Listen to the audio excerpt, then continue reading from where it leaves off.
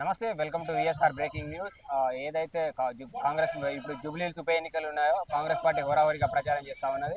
మనతోటి మాట్లాడడానికి యూసఫ్ కూడా ఇన్ఛార్జ్ ఫిరోజ్ ఖాన్ గారు ఉన్నారు. ఆయనతో మాట్లాడే ప్రయత్నం చేద్దాం.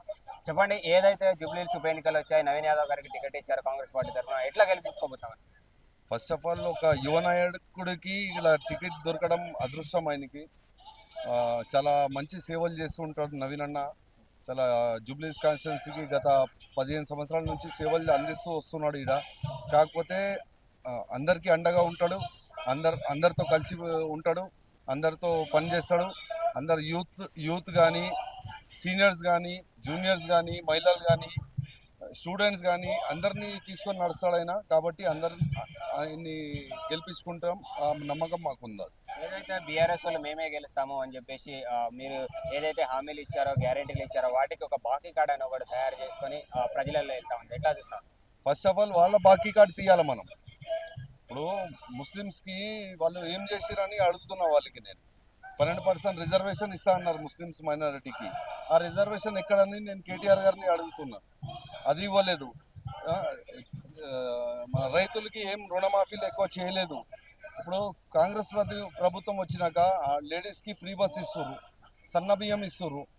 ఇప్పుడు వచ్చే టైంలో రేషన్ కూడా పెంచుతున్నారు దాంట్లో. ఇప్పుడు 10 years అధికారంలో ఉన్నప్పుడు ఉన్న రేషన్ కార్డులే తీసి పడదేంగారు, ఉన్న రేషన్ కార్డులే తీసేసిరు. ఇప్పుడు కాంగ్రెస్ ప్రభుత్వం వచ్చినాక పాతోల్ని కొత్తల్ని అందరినీ కలుపుకొని ఏ కులం మతం లేకుండా అందరినీ తీసుకొని నడుస్తున్నారు. కనీసం నాకు తెలిసి మా జూబ్లీస్ డివిజన్లో 15,000 రేషన్ కార్డ్స్ ఇచ్చారు. 15,000 ration card is not a small margin, it's a big digits for the ration cards. అందరికి ఇచ్చారు. అన్ని సన్న బియ్యం వాడుతారు, ఫ్రీ బస్ వాడుతారు, కరెంటు వాడుతారు. మళ్ళీ 2,500 ఇప్పుడు నెక్స్ట్ మంత్ నుంచి స్టార్ట్ అయ్యేది ఉంది, అది కూడా స్టార్ట్ అవుతుంది. మనకి మా ముస్లిం సోదరులకి మసీద్ల ఇమాం మోసన్లకి 5,000 నెలకి పడుతున్నాయి. అన్నీ చెప్పింది అన్నీ చేస్తుంది కాంగ్రెస్ పార్టీ. గత 10 సంవత్సరాల్లో ఏదైతే కాలేదో ఆ అన్ని పనులు ఇప్పుడు జరుగుతున్నాయి కాంగ్రెస్ ప్రభుత్వంలో. జూబ్లీస్ అడ్డా, కాంగ్రెస్ అడ్డా అని మేము మార్చుకుంటాం. అది ఏదైతే నిన్న కేటీఆర్ గారు ప్రస్తావిస్తూ ఏదైతే 2 సంవత్సరాలుగా కనబడని వీళ్ళు, వాళ్ళ ప్రభుత్వం వచ్చి 2 సంవత్సరాలైంది, 2 సంవత్సరాలుగా కనబడని వీళ్ళు ఎలక్షన్ అనగానే ప్రతి నాయకుడు వచ్చి ప్రచారం చేస్తా ఉన్నారు. గత 10 ఏళ్ళు మేము ఉన్నప్పుడు మేము అభివృద్ధి చేసాం, మేము చేసాం, కానీ ఎలక్షన్ టైంలో మాత్రమే కాంగ్రెస్ వాళ్ళు కనబడతా ఉన్నారు. కాంగ్రెస్ వాళ్ళు ఇది పెద్ద సముద్రం, ఇది కాంగ్రెస్. ఈడ కనిపించడానికి ఏం లేదు, ఉండదు ఈడ. అందరు కాంగ్రెస్ వాళ్ళు ఎప్పుడైనా కనిపిస్తారు కూడా. వాళ్ళు 10 సంవత్సరాలు అధికారం చేసినప్పుడు కొంతమంది క్యాడర్లకే వాళ్ళ మనుషులకే అన్ని పథకాలన్నీ ఇచ్చుకున్నారు. దళిత బంధు ఎవరికి వచ్చిందండి?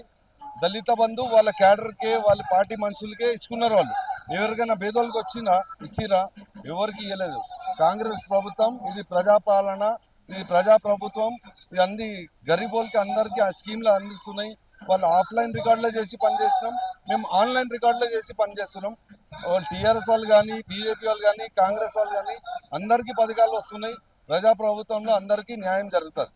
ఏదైతే నిన్న కేటీఆర్ గారు ప్రస్తావిస్తూ ఎవరైనా ఇది ఇవ్వలేదు అని ప్రశ్నిస్తే గుడ్లు తీసి గోళీలు ఆడుకుంటాము, అంటే పేగులు తీసి మెడలు వేసుకుంటాము, ఆయన ఏమైనా బోటీ కొట్టేటోడా అని చెప్పేసి ప్రస్తావిస్తా ఉన్నారు.